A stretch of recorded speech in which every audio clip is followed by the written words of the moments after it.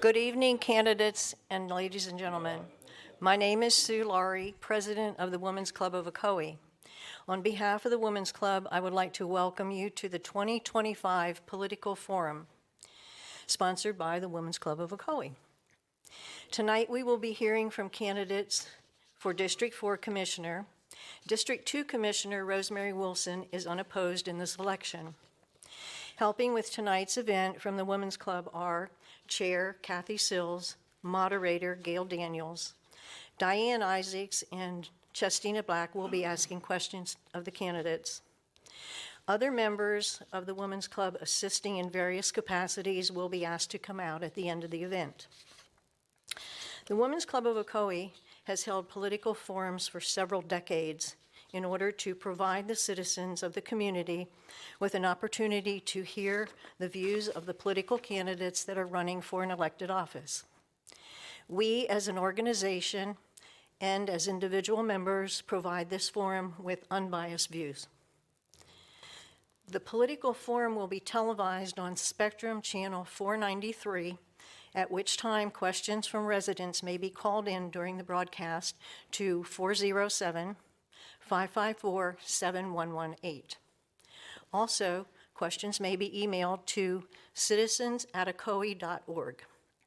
If you are emailing a question, you may submit as many as you would like, but please only one question per email. The forum will live stream. Go to the city website, www.ocoee.org. Go to Quick Links, select Live Stream. This contact information will be shown several times at the bottom of the screen during this presentation. I will now turn it over to Gail Daniels, our moderator for tonight's forum. Okay. Good evening, everyone, and thank you for attending tonight's political forum. For the audience, the format for the political forum is as follows. Citizens may also present questions via email or by telephone. All questions will be given to the review panel prior to being delivered to the questionnaires. This is done to avoid any repetition, statements, or questions of personal nature, and to present the widest variety of subjects and issues. The civility code will be strictly adhered to. Due to time constraints, we are requesting applause to be held until closing remarks. Please, no vocalized comments or opinions during the forum. Time constraints may prevent all questions from being presented. If you have any questions or concerns that are not addressed in the forum, please contact the candidates personally at another time. We have runners stationed in the chamber.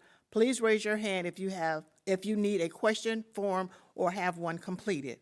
Our runners will retrieve or deliver forms as needed. I will now introduce the candidates to go over the format for the forum. Running for District 4, incumbent George Oliver III, Aegis Hart challenger. Candidates, when we begin, you will be allowed a 3-minute presentation according to the following format: introduction of self, educational background, present or former occupation, number of years you've lived in Ocoee, your political platform to include ideas for the future of Ocoee and plans to accomplish them. In the question portion, you will each be given 2 minutes to answer the question presented. When questions are presented, and the candidates will have 2 minutes to answer each question directed to them. Again, we have strict time constraints in order to allow as many questions as possible during the forum. If a question has been presented and answered, you will not be permitted to revisit that question within the next context of another. You may readdress or add to your closing statement. In conclusion, at the question portion of the forum, each candidate will have 3 minutes for a final statement. We will now begin opening statements by the candidates.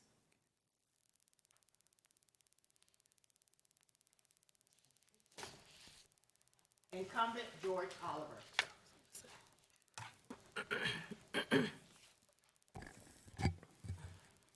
Thank you for joining us tonight on the City of Ocoee's Candidate Forum. I'm George Oliver III, your current District 4 City Commissioner. I'm here tonight to discuss why I should be reelected. Let me first acknowledge the dedication of my friends, family, and many supporters. I would like to thank the Ocoee Women's Club for hosting this forum. I've been married to my wife, Deborah, for 33 years. We have 5 boys and 6 grandchildren, and I still have to take out the trash. I'm a Navy veteran. After serving my country, I worked in corporate America for over 25 years. I'm currently employed with the U.S. government. I have 4 college degrees, 2 associates, a bachelor's degree in business management, and a master's degree in business administration. As a District 4 commissioner, I have worked tirelessly during 3 elected terms of office to make our city a better place to live, work, and raise a family. I have a proven track record of leadership and results.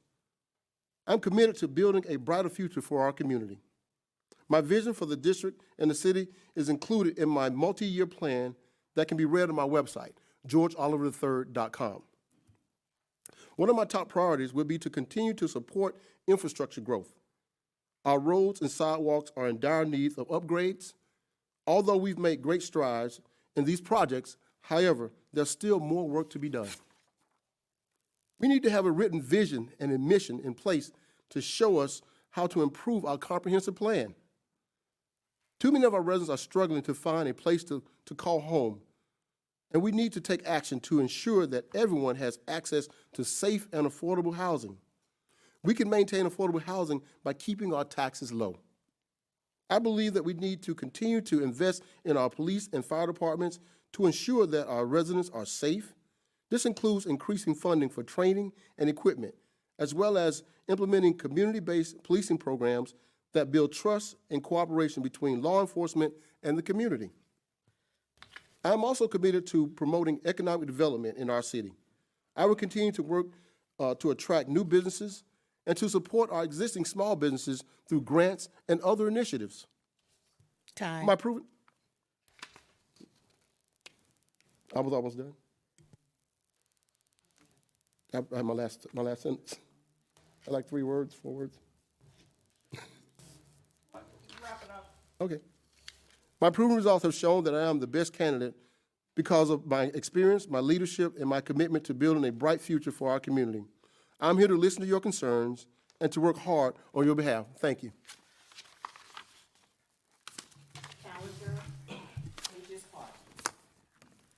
For over 100 years, the Ocoee Women's Club is providing service to our community. They are to be appreciated and thanked. They are a gem of the city of Ocoee. Good afternoon, everyone. My name is Aegis Lamar Hart, and I'm going to answer the first 5 questions that you've already submitted to the Women's Club about this debate. How did you get a name like Aegis? I'm glad you asked that. I'm a junior. My father was named Aegis, and he was born in 1925, Clayton, Alabama. And his mother and father tried for 14 years to have a son, but they kept having girls. So when they finally had a son, they said it took ages to have this son. So that's how I got the name Aegis. It does come in handy. When I went to college, they put me in the girls' dorm because they thought my name was Agnes. Of course, when I got there and showed up, they threw me out. I was 17 years old, very disappointed, but it did come in handy at that time. So that's how I got the name Aegis. The first 5 questions have been answered. I'd like to thank you for giving me the opportunity. Before I go any further, I want to dedicate my run for office to the man who put me here, my uncle Lewis F. Hart, who served as a city commissioner in the city of Groveland from 1974 to 2002. I just want my uncle to know he's passed in 2010, but his labor was not in vain. He tried to get me to run for over 24 years. I was taking care of my dad, who had a massive stroke in 1993. And one thing you'll know about me, family comes first. When my father had his massive stroke and I met him in the hospital, he told me, there's $600 in my wallet, save the family. So I did all I could to save my family. So I put everything on hold until my dad died, because family comes first. I just wanted to put that out there, and I thank my uncle for his dedication and service to the community. Now, back to our program already and scheduled. I moved to Ocoee after graduating from college. I grew up in Orlando, and I was always told that Ocoee was a place I couldn't go because they didn't want us there. So I had an animosity, a little frustration about that, because nobody likes to feel rejected. But as I grew up, as I went to work, I was working in the Orange Grove, and my dad told me, "Dad, son, you could do better," because I was acting silly in high school. But I learned from my dad and his hard work that if I apply myself, I can be somebody. So I went to college, barely got in because I was goofing off in high school, didn't get into pharmacy school the first time, but I tried real hard. I got in the next time with a 3.6 GPA. That year, at September 4th, 1986, at 4:45 p.m., I met this young lady with the prettiest brown eyes you'll ever meet. And I realized after the 4-hour drive back home, she was a subject for further study. That was my wife. And we've been married since 1993 for over 32 years. We've lived here in Ocoee, and we had a great life. And I thank Ocoee for giving me the opportunity to raise my family. And now it's time to give back. I raised the ABC girls, Ashley, Brittany, and Caitlin. That's our ABC girls. If you ask about D, D stands for done. It is finished. Just like that Christ on the cross, it is finished. But now it's time to give back to our community.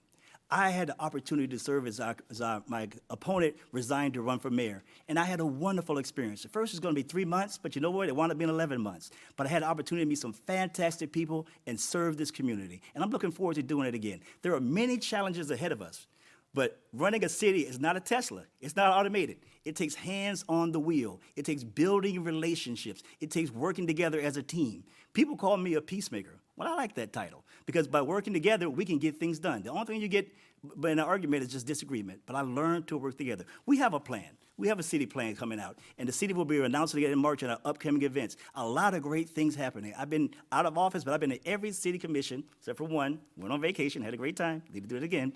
But I've been at every single one and engaged in our city. I'm looking forward to taking up where I left off at. And I encourage you to get involved in your city. There's so much potential here in Ocoee.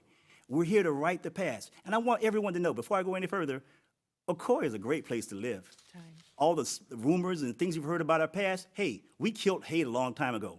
And the memorial's sitting right out there. This is a great place to live, great place to raise your family, and I look forward to the upcoming years when Ocoee will be brighter and better than ever before. I'm Major's Hart, and I ask you to support me in this campaign.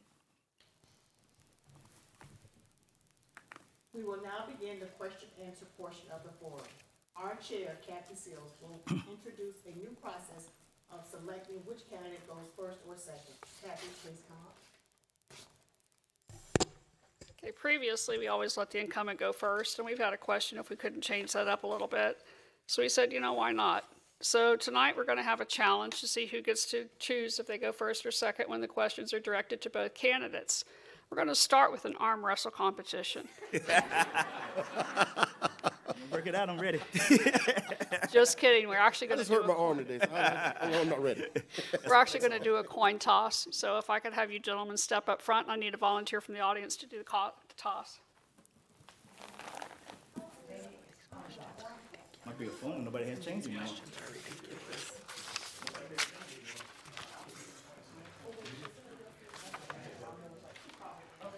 My daughter says. Conflict of interest. Anybody else want to toss a coin for us?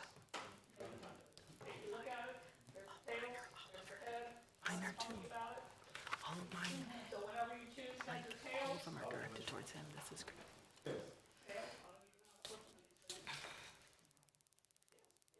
You got it. Ready to go to Vegas? I'll go second.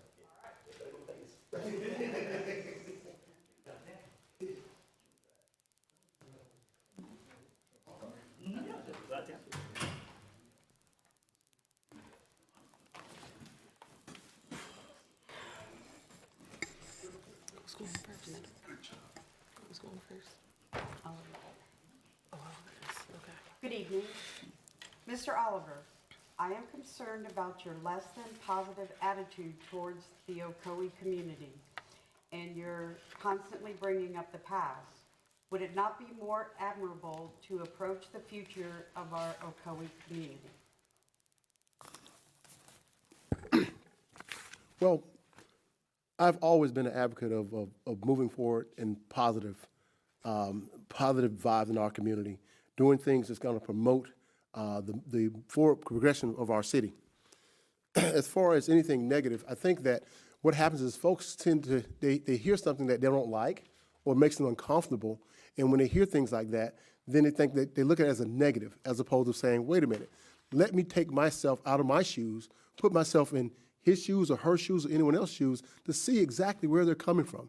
This is something I think that we all need to do to determine exactly how a person feels, or to at least empathize with what a person feels. So when I bring up anything about the past, it's only just to memorialize and to remember the past, but also I always mention in that same breath, I always seem to mention that how we move forward. Look at where we are and look at where we're heading. We have a bright future in this city, and I'm very proud to be a part of this city. So as far as anything that's negative, I hope that you would take the time to try to understand someone that may be different from you or have a different view of you, from you, and be able to say, hey, look, I think I understand where he's coming from, so let's figure out how do we actually continue to move forward together. Thank you. Thanks. Okay, next question is for Mr. Hart. Emails were previously sent in regards to the people parking their 18-wheeler trucks on 80 Mims Road. There's a huge concern of it on the Nextdoor app, and someone mentioned that it was okay for them to park there, that they had permission to park there. What would you do to, what would your suggestion be for an issue such as this near the railroad tracks with an 18-wheeler? Right, that's a clear public safety issue, and it's also an issue as far as the appearance of the neighborhood. So that's definitely a code violation that needs to be called in and reported, and it needs to be followed up, because this habit will continue if you don't correct it. So that's why it's so important that the community and the city have a good relationship and a communication line to address that issue, because all kind of things can happen when you start doing things. Like people start sleeping under the trucks and having all kind of issues, traffic issues. We got kids walking to school, so that needs to be reported and reported right away. That's why it's so important that the commissioners stay engaged with the community, so the people will know this is how you handle the situation. I had a situation when I was in office where a lady had an issue with the neighbor's dog, and we developed a good relationship, and we were able to resolve that. One thing I did do when I was there, I answered every call. I've been a pharmacist for over 35 years, 36 years in June, and I've learned to answer every call. If I answered 80 or 90% of my calls, I would be without a job. And I'm also a pastor, and I know to answer every call. So that's why it's so important that we build a network, a trusting relationship, trusting network between the community, the citizens, and the leadership, so they'll know who to reach out to and how to get things done. Thank you. This question is for both candidates. We'll start with Mr. Oliver. And the city of Ocoee has utility taxes on water, telecommunications, electricity, and et cetera. Would you be in support of ending taxes on utilities? Well, actually, those taxes are put in place for a reason. Without taxes, we don't get things done. There is no infrastructure. There's no roads. There's no traffic lights. There's a lot of things that we enjoy today because we all come together to pay taxes. So those taxes have to remain in place in order to get things done. So when we talk about abolishing taxes or having taxes across the board, we have to be very careful about those things, because if we did that and then something else lacks and we get complaints from citizens say, well, why aren't my trash being picked up? What are these potholes doing in the road? Why is the traffic light malfunctioning? Well, why isn't the grass not being cut in the common areas? So we answer those questions because we're not paying any taxes. So taxes are very necessary, and it's necessary to maintain those taxes in order for us to continue to actually serve the citizens of our city. Mr. Hart? Yeah, I think it was George Bush that said no new taxes, and it wound up costing him an election. The taxes will have to be increased at some point because due to inflation, but we got to make sure we manage that and communicate that. So when we do have to raise taxes, the citizens are aware where the money's going. People are more understanding when they understand where the money's going. When you start doing things that you don't communicate, that's when you have a problem. But if anyone knows, if you've been to the grocery store and you want to make that favorite cake your mom made and the cost of eggs have gone up, you're going to know the ingredients are going to cost more. So, but it's most important, in my opinion, communicate. That's how I stayed married so long. I learned to communicate. I learned to tell Lorraine what's going on, and I learned to say yes, ma'am, when she gives me the answer. But it's important that we communicate why this happens, and we find that we have a better response. People may not like it, but they understand it, and they feel part of the process. People don't like when they're dictated to, but they like when they're talked to. So yes, unfortunately, it does happen. It's the nature of the beast, like the old saying, nothing sure in life but death in taxes, but we try to manage it. And compared to the county, I think the city does a good job. Compared to the county and the things we get, I think the city does a good job, and we ought to commend them for the work they're doing. So thank you. Thank you. This next question is for Mr. Oliver. If elected, you will serve out the full 4 years of your term. As the mayoral election will be 2 years into that term, what are your plans? Right now, my plans is to win this election, is to get out and continue to touch bases with the citizens in District 4. My plans right now is to continue to work on programs and projects that's going throughout the city, such as our 5G infrastructure, our fiber optic cabling, giving citizens the choice of just more than one service provider. My plan right now is to serve the people of District 4. So I don't know what the future holds.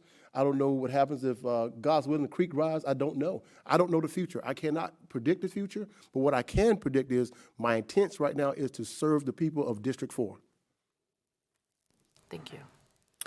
This question is for both candidates. Mr. Hart, what is your standing on keeping undeveloped green areas in Ocoee, not to develop parks, but to keep plots of trees and woods in their natural state, rather than cutting down to build? Yes, that's a great question. That's the question I've been asked a lot as I campaign around. And one thing about campaigning, you can learn to lose a lot of weight. It's a good way to lose weight. So if you want to learn to lose some weight, canvassing can definitely do it. The good thing is going on behind the scenes, a lot of people don't know about. The city put a moratorium on growth, so we can get our policies in line with the way we want the city to develop. So green spaces will be put into the new plan when it's released in a few weeks. I've had a meeting with city staff, and we've talked about this, where in the future, it will be built in. So yeah, green spaces will be built in. We'll have to work on to see exactly. I know somebody asked about the property over on Clark and Claricone Ocoee. Could that be a green space? That's something that have to be looked at. But it is in the plan to be developed soon. Next month you'll have more details of it, but I'm all for it. When I went to college in Tallahassee, what Tallahassee and Ocoee have in common, they have beautiful trees. And when I was in that office, and when I served my 11 months in office, I was able to look outside and see the trees and see the landscape of Ocoee, and it's beautiful. So I definitely want to keep that because that's one of the hallmarks of our community and our city. Thank you. Mr. Oliver? I agree with my candidate that this is an excellent question, and it's also an important question. One of the things I've always talked about throughout my tenure here as a city commissioner is the balance between growth and our ecosystem. This is one of the things that I've always been a major supporter of, figuring out how do we actually look at our infrastructure, our development and growth, and how does that balance between our ecosystem, our trees, our green space. So he did mention that we have we're in the middle of a moratorium. That was allow us to kind of push back a little bit to look at our comprehensive plan. How do we take that comprehensive plan and look at how we maintain that balance? How do we actually make sure that we are enjoying our green spaces without actually overgrowing our city or actually developing too much? And I think that that's an excellent plan. So I'm in support of making sure that we maintain our water basins. We have static water basins throughout the city. There has to be a healthy amount of algae in those waters. So we have to make sure that those things are kept in place. Our green spaces are kept in place outside of our parks. So yes, I'm a staunch supporter of making sure there's a balance between the green space and our development. Thank you. Next question is for both candidates. I'll ask this to Mr. Hart first. If elected, how would you improve Ocoee services such as recreational and senior services with 2,500 residents of Arden Park, the largest neighborhood in Ocoee and our District 4? What changes do you have? Yeah, well, I'm Or actually improvements? I live in Arden Park South, so I'm very familiar with Arden Park. Actually, is a gated community, so it's private. So the things would have to be done outside of the community. But one thing, if you notice about me, I've always said we will be judged not on our budget, not on our landscape. It'll be on how we treat the most vulnerable people in our society, and that would be our young people and our seniors. As I said earlier, I took care of my dad from having a stroke from 1960, when he was from 69 until he was almost 96 when he passed away. So I understand the importance of seniors having activities, seniors feeling appreciated, seniors being active. Here's a key to life. I'm also a pharmacist. Like I said, if you want to live, keep living. keep moving, keep doing things, keep being engaged. These senior years should be the best years of their lives. So we definitely want to have things available for them. The Parks and Rec department does a great job, but a lot of times the things they do don't get down to the seniors. They're not aware of it. Sometimes it's transportation issues. So we can always work with our seniors groups, try to improve that communication, improve that transportation, because seniors like me, sometimes they have a hard time asking for help. They want to do something, but they don't have the transportation. So getting that transportation, getting them aware of what is available, then we can improve it. And if we need to add to it, of course, we can always add to it. But I definitely have much respect for our seniors, especially those who served in the armed forces. We cannot pay them enough for what they've done for us. Thank you.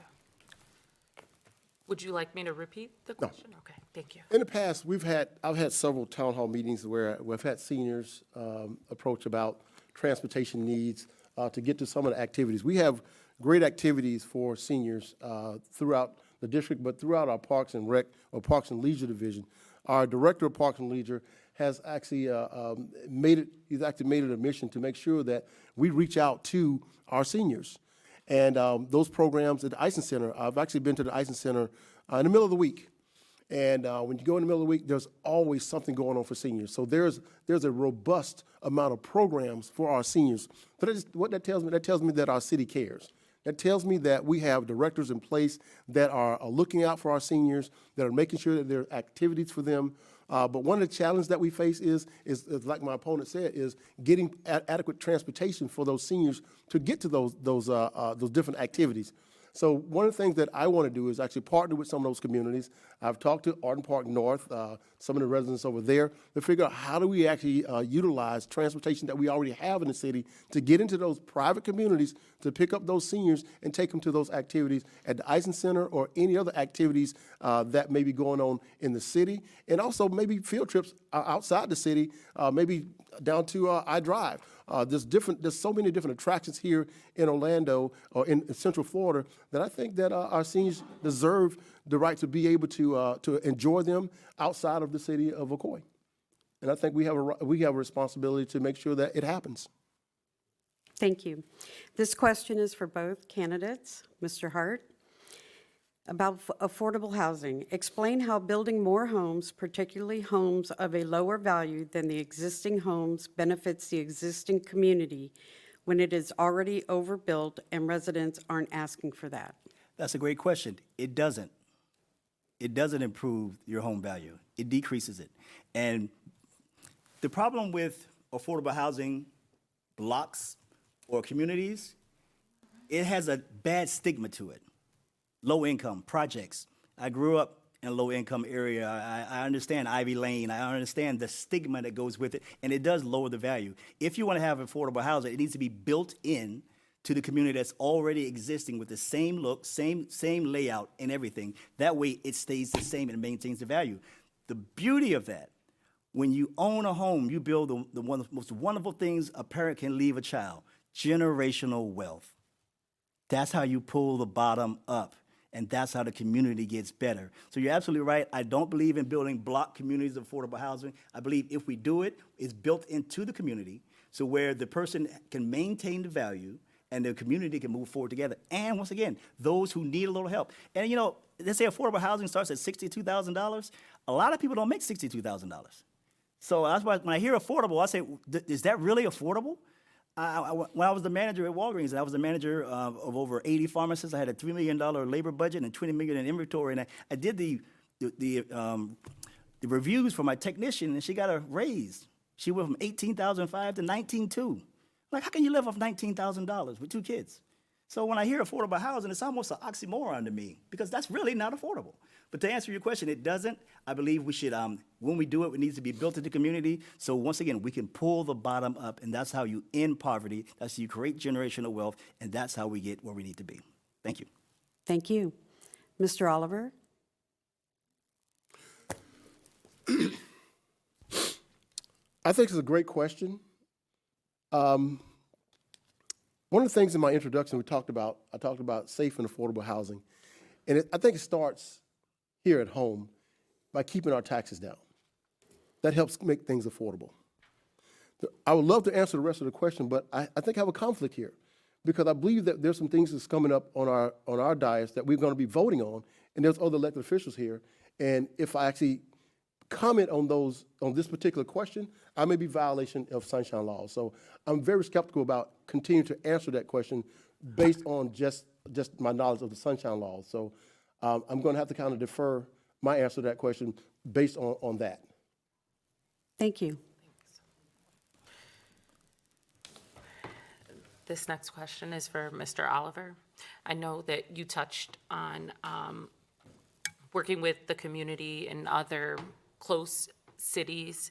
This specific question is just asking, what are those things that you want to work on with, as far as Ocoee, possibly Orlando, with other businesses and other political support? They just wanted you to elaborate on that, if you can. I think that it's important for any municipality, whether you're Ocoee, Apopka, Orlando, Winter Garden, to collaborate with other cities. We don't have all the answers. No one city has all the answers to every issue and every challenge that they face. So we form partnerships with other mayors, other commissioners, other city staff members. Our staff members they interact with other of the Orange County staff members on a daily basis. So when we talk about collaborating and creating, we need to create a village. We need to create a village of communities that helps other communities. I think my idea is to be able to say, if there's something going on in my district and it is a county project, I should have the right to be able to contact county staff or even another county official that resides over my district to say, how is this project going? What can I do to help this project move along a little faster? So that's my answer to that. So again, it's about collaboration. It's about making sure that we create a village in all of West Orange County to make sure that we're taking care of one another. Thank you. This question is for Mr. Oliver. You've said for years that Ocoee needs a new middle school, but now you're advocating for a new K through 8 school. Why the switch? Actually, K through 8 is part of a middle school. Middle school goes from 6th, 7th, 8th grade. So K starts at kindergarten. So K through 8 means kindergarten through 8th grade. So the middle school will actually be infused within the elementary school. That's a new model that the Orange County Public Schools are erecting all over Orange County. And we have, I want to say, I think it might be 30 acres, 20 or 30 acres of land that's already been allocated for that K-8.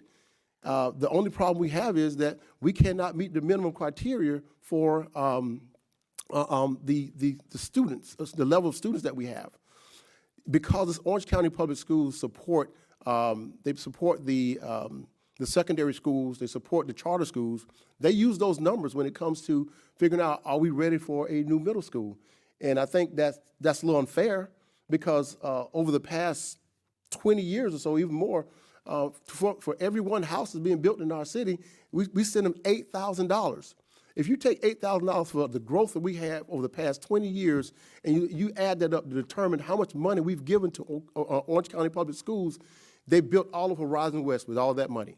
And none of that money has come back to us to build a new school in over 20 years. Thank you. We need more questions. That needs to be answered. I'm not asking this. You can ask it. This is also for Mr. Oliver. It says here, Commissioner Oliver, it has been reported you said that the city charter amendments are a part of Project 2025, which is a plan for the federal government. Can you tell us where you found the reference to the Ocoee City Charter amendments in the 922-page document?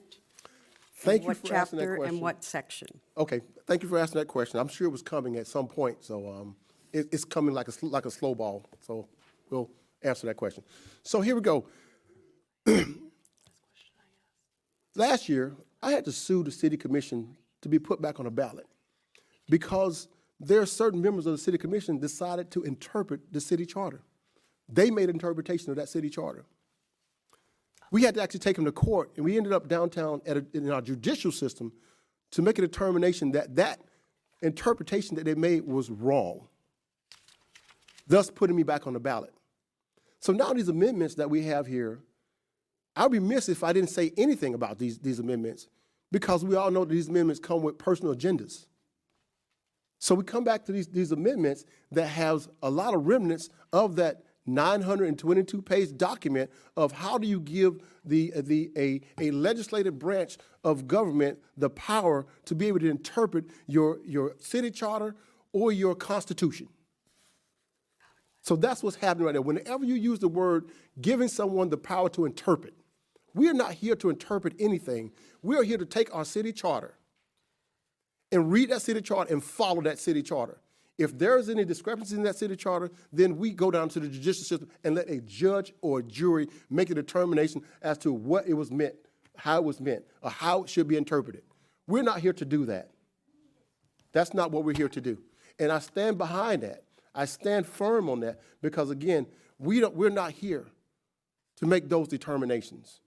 We're simply here to follow the charter. The city actually did the same thing when they decided not to hold a special election. The charter stated you must have a special election within 90 days of the election, the mayor's election. There was a board of folks here and with a city attorney telling them to say, hey, no, you must do this. They forewent that and decided they're not going to follow the city charter. So who made that interpretation? Your time is up.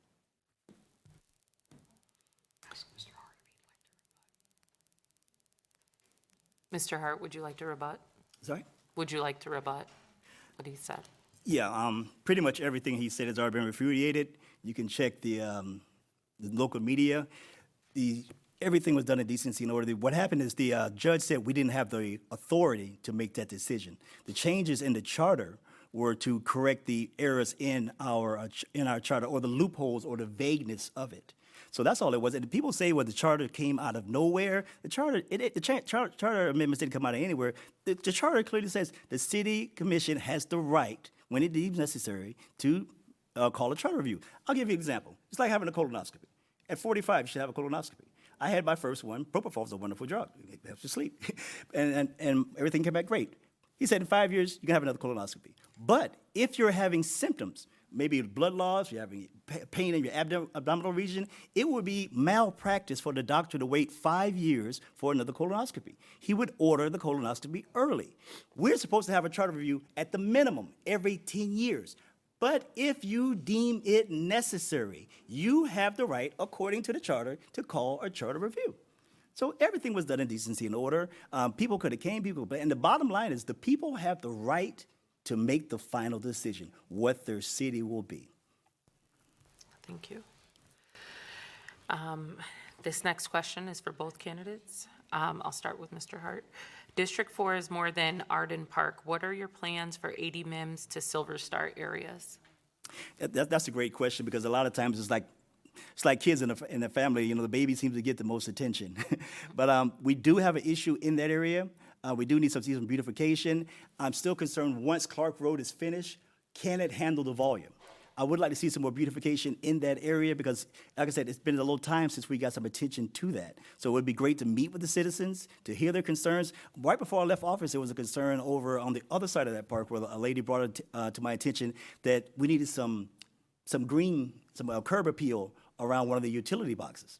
And that's something we had never looked at. This is the advantage of talking to citizens. We have some very intelligent, gifted people in this city, and it does us good to listen to them because they point out things that we've missed before. So I would definitely want to look at improving that because it's part of the mainstream, especially in District 4. That's the main corridor for our areas. I would definitely want to improve that, but that is a great question. Thanks. Some of the things we've already done, we look at between 80 MIMS going up to Silver Star. There are there's 5 communities within that little block right there. The first thing we did, if we noticed last year, those roads just got repaved. So there's actually a plan in place to continue to beautify that area. Also, we noticed that we're looking at this past Christmas, we had the actual Christmas lights there. But I believe that particular area is they're not lacking of beautification. That's a nice stretch of road that has been paved over the last 12 months, and it's always been maintained very nicely. And I think the caveat to that is the communities that line that little corridor up, they take a lot of pride in the curb appeal of their interests in those communities. So it looks really good. So I would like to go and I would take pictures of it, and it looks really, really good. So I would help them to continue to maintain the beautification of that area. One of the things that I've done in the past, I've had communities come to me saying they want to actually increase the curb appeal of their interests. And they had a community project and they needed some funding. I've been able to give them a few dollars to say, hey, look, you know what, I can buy water. I can also give you a few dollars to help you buy some grass or whatever you need to beautify that. So those are some of the commitments that I've already made in the community, as well as in the district and the communities that continue to beautify their interests. Thank you. That's it for the question. Take a 5-minute break. Okay.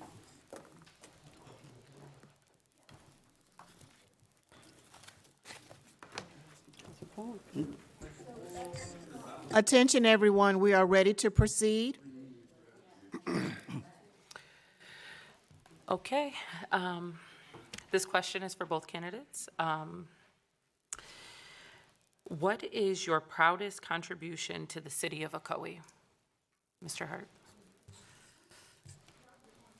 Well, when people ask me during my 11 months, what's my greatest accomplishment in the city of Ocoee, my answer is I don't have one, because we work as a team. So if you want to know what's my greatest accomplishment as a team, then I can answer that question. My greatest accomplishment as a team is the unity we felt as we served. Our meetings were very efficient, very prompt. I got a lot of good compliments and feedback from city staff, also from vendors who came in and other lawyers and attorneys who I spoke with, and how efficient things were running. I felt great about the transition from our previous city attorney to our new city attorney. I felt great about the transition from our old over 20-year city manager to our new one. And I like the fact that we were able to promote from within. I like the fact that we've been able to increase the amount of paving funding that we had when I was in office. And then we started the process of building our city plan, which I talked about earlier, which will be coming out next month. I like the fact that I got to engage with our citizens and find out how wonderful these people are. I was able to go to a man who had an issue with his neighbor and talk to him. I come to find out he had some issues with his mom, and we were able to talk to him. And being a pastor, we also prayed with him, so I had some great relationships that were built. And I would like to continue on that theme. My greatest accomplishment in the city of Ocoee is raising my 3 beautiful daughters and my wife and the life that we've lived here. But that's my time in office. Those would be the things that I cherish the most. And I look to add. This is just the first part of this great Avengers movie, and I want to definitely come back and do part 2 soon if the electorate will give me the opportunity. Thank you. As far as my greatest accomplishment, it's not a me and it's not an I. It is a us and a we. Everything that has been accomplished on my watch as a city commissioner has been done with the collaboration of the citizens of Ocoee. It's been done in collaboration with the citizens in District 4. From the skate park to Clark Road, to the parks and rec, to fiber optic cabling, 5G technology, the youth council, the list goes on. If I continue the things that we have done as a community, that's what a city commissioner does. A city commissioner does, and I agree, you work as a team. I agree with that. I work as a team with my community. Everyone in my community knows where I live. A lot of them knocked on my door at night. That's called working as a team. Hey, Commissioner Oliver, they didn't pick my trash up. Can you help me? It's dark. Sure, I'll make a phone call. That's one of the greatest things that I have been able to do is work as a team in my community. Being able to say, hey, get a phone call from someone that doesn't even live in the city and call and say, we love the beautiful landscape you guys are about to do in Clark Road. I don't live here, but I took the time to call you and let you know that you guys are doing a wonderful job. So there's no me and there's no I in anything that's been accomplished under my watch. It has all been a collaborative effort between myself and my community. Thank you. This question is for both candidates. Mr. Hart, we are slowly seeing businesses run from our homes in residential neighborhoods. When we have small businesses, landscaping, food trucks, and others, being staged and then run out of our backyards. What, if any, approach might you use to address whether or not these businesses should be allowed in our neighborhoods? Well, that's definitely something that we would have to look at with the zoning commission and code enforcement, because there is a line that can't be passed. Because once you start running a business, a mom and pop food truck, or maybe a little shade tree mechanic, it does change the value of the community. That's one of the issues I had when I talked earlier about the gentleman who I had the meeting with, because his neighbor was running a little shop, or not shop, excuse me, a repair shop in his yard. So that has to be addressed with code enforcement, and then it has to be followed up. The downside of code enforcement, now they have this law that once you report something, everybody knows who did it. But we definitely need to stay on top of that and enforce the codes as they're written. And if they're a lax or a hole in the code, we need to change it. But that's why it's so important that we stay engaged with our community. When I was in office before, I was only there for a few months. So it's difficult to build a relationship when you know you're only gonna be there for a short period of time. I always say it's like speeding to a stop sign. You can only do so much because you know you'll only be there for such a short period of time. But when I'm reelected, hopefully, with the will of the electorate, I would like to build that relationship and see what the problem is. People, once you build a relationship, once people start talking, they start telling you what's really on their mind and how they really feel. And it takes a little time to get there, but I'm willing to make the commitment. This is what the election is about. It's about commitment and character. And I'm making the commitment for 4 years to be in that office as God gives me the strength to rise every morning. And I want to be committed to Ocoee and committed to your needs. Thank you. Mr. Oliver? I actually agree with my opponent. I agree that we have mechanisms in place through our code enforcement to be able to look at things like that, with folks are running businesses out of their homes, or running mechanic shops, or whatever the case may be, to be able to look at the state laws, to look at what our city ordinances say, and also to be able to enforce it through code enforcement, to be able to say you cannot run a business if it's illegally ran. Now, I'm not trying to stop anybody from running the administrative work, being a real estate agent, and they do their administrative work in their home. So that's a different case. But I will give you one example. There was a gentleman. This is actually ongoing, and there was a gentleman called me and said there was his neighbor was running a business out of his home. And he was fixing cars. And the proper way to handle that was to be able to contact code enforcement, have them go out, take a look, and to do whatever is necessary to make sure that we shut it down according to our ordinance. Now, after following up on that, I found out that there was some bad blood between those neighbors. And I think that when you get down to the bottom of it and you start communicating between the neighbors, they're able to find some common ground, that they have more in common than they were different. And I think that once the neighbor expressed his concern about the property values and him actually working on cars in front of the house, he got a different understanding, a different perspective on what he was doing. So I think they're still in the process of trying to work it out, try to figure out how we actually move this person to maybe a shop. How does he get help to get a shop, as opposed to doing it in the front yard or on the driveway, who's going to impede upon their neighbors and take down their home values. So again, I agree. It's about communicating and how we communicate and how we come together as a community. Thank you. Next question is for both candidates again. What is the must-have action item that you will make your top priority? Mr. Hart? Repeat that again, so I'm sorry. What is the must-have action item that you will make your top priority? Great question. Public safety, and that's a large net to cast. It would be traffic, of course, crime. We are a society of laws, and when those laws are not enforced, we are not a society. So we have to enforce our laws, and we have to have the correct police size for our city. We are drastically understaffed in our police force. We have the amazing Dynasty Baseball Park coming soon, which will be a greater demand on our needs. So we have to have a proper staffing and equipped police staff to protect our citizens. So those are the two main things. I was at work one day when a friend of mine got the call that no parent wants, that her daughter was hit by a car on the way to work. And I remember her tears. I remember her screaming and how we all cried. Thank God she lived. But she had to go through a tremendous amount of rehab and things like that because of traffic issues. We must take care of the most vulnerable, which are our children walking to school. I hold my breath every time when my daughters first got their car, and the one daughter I have, I won't mention her name right now, but she loves to drive. I would hold my breath as they left our subdivision, turning on to Claricona, Ocoee, because of traffic. And thank God she was safe each and every day. So those are the two main concerns, traffic and crime. We have to stay on top of that, because without that, we do not have a society. Thank you. Mr. Oliver? Public safety is definitely important. It is at the top of my list. We've had many discussions from the staff level about how we actually continue to attract talented police officers and firefighters. Through our brilliant staff, we've been able to figure out ways that we're able to attract more firefighters and more police officers. So public safety is definitely going to be at the top of my list. Infrastructure is also going to be at the top of my list. Infrastructure, how do you get in and out of the city as we continue to move forward, as we continue to build? How do we actually maintain our roads so folks can get in and out of our city as we have major projects coming up in our city?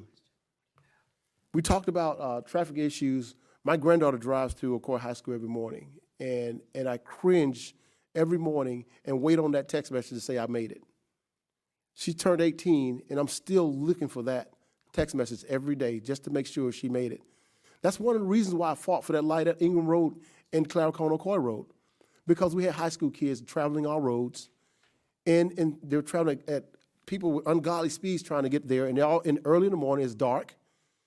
That's one of the reasons why I contacted the county to work on that and make sure that happened. That's another reason why I contacted them about McCormick Road and Ocoee-Popka Road and Apopka-Vineland Road, putting that infrastructure in to keep our citizens safe. I want you to remember something. If you don't remember anything tonight, I want you to remember this and remember this name. Remember Aubrey Clark. Remember Aubrey Clark. She was hit by a truck, and she died right there on Clark Road, walking home from school because of the traffic, the speeds that people drive on the roads. So remember her. And there's a street named after her. It's called Aubrey Clark.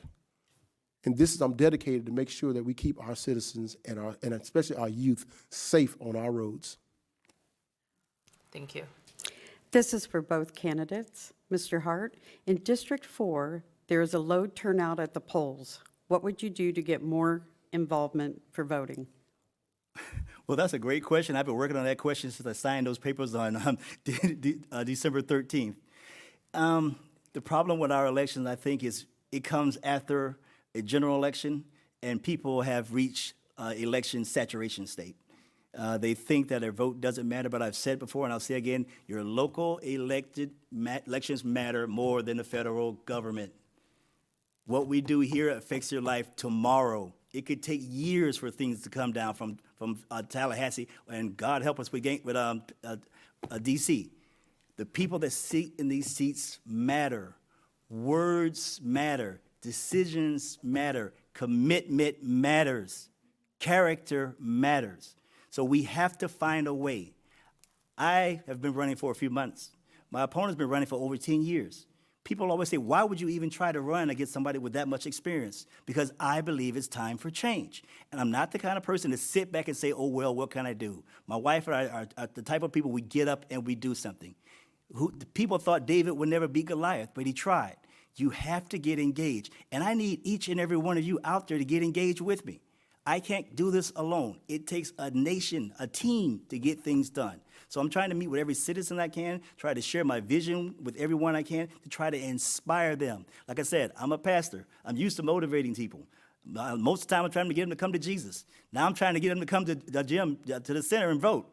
So there's still a form of motivation. But we have to believe we can make a difference, and we can. But we have to work together. So if you got a great answer, I'd love to hear it, because I love to get some more people to the votes, to the polls. I would love for this election to be the biggest election in the history of Ocoee. We could both want that. First 2 African Americans running. First 2. It's a great day. It's a great day for Ocoee, that we can sit up here as brothers and have a civilized debate about the topic. So let's get out and vote. Excuse me, I'm over time. Thank you. Thank you. Mr. Oliver? Change. I agree. We need change. We're changing every day. We're changing every week, every month. We're constantly in a flux of change, constantly changing. So how do we handle change? You embrace it or you run away from it? Change is hard, but it takes those that are willing to roll up their sleeves to do the work for over 10 years and to continue to get up every single day to figure out what can I do to help my community. Did I do enough yesterday? Am I going to do enough tomorrow? And you know what the answer to that question is? I fall short every day because I feel that I didn't do enough. So when it comes to bringing folks out to vote, we have to communicate and educate folks and let them know. He mentioned, he's right. The federal elections is something that we seem to be out of control. We can't control them because guess what we do? We cast our vote. We submit our vote, we put it in the ballot box, and we watch TV, and we wait to see what the results are. It is a electoral college that determines federal election at the presidential level. Most of us, a lot of us, don't even know what the electoral college is, and half of us can't tell you how it works. So instead of being disheartened because your candidate may or may not have won a federal election, you have to look locally. Like Mr. Hart said, it happens tomorrow. The next day, the decisions that's made up here in this dais will affect you immediately.